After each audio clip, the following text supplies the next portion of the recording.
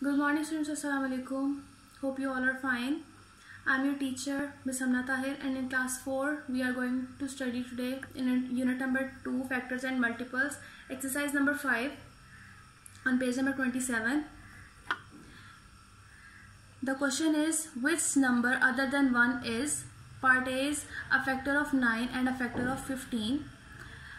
आपने बताना है इसमें कि इन सारे पार्ट्स के अंदर 1 के अलावा इनका कौन सा फैक्टर बनता है। जैसे कि 9 और 15 का कॉमन कौन सा फैक्टर हमारे पास आएगा 1 के अलावा। आपको पता है कि सबके फैक्टर्स में 1 लाजमी आता है, बट 9 के फैक्टर्स अलग होंगे, 15 के भी अलग होंगे, लेकिन इन दोनों में कहीं कोई कॉमन फैक्टर आता है। हमने आज वो चेक करना है। Let's solve this exercise on the notebook. On notebook, students, you are going to follow the same pattern: date, class work, day, unit number 2 factors and multiples, and on the right side exercise number 5, page number 27.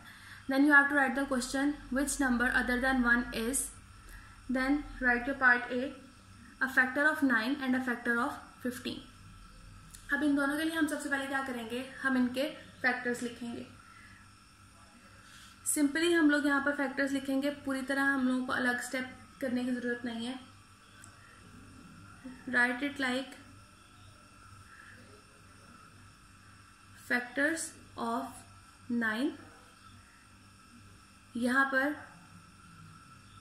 Is equal to का sign लिखें और आगे आप उसके factors लिखेंगे।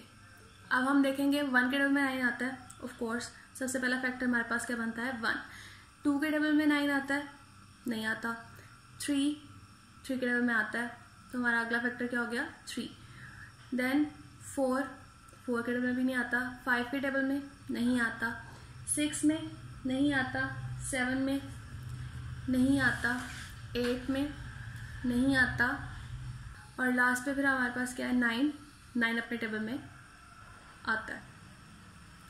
उसके बाद हम क्या लिखेंगे, फैक्टर्स ऑफ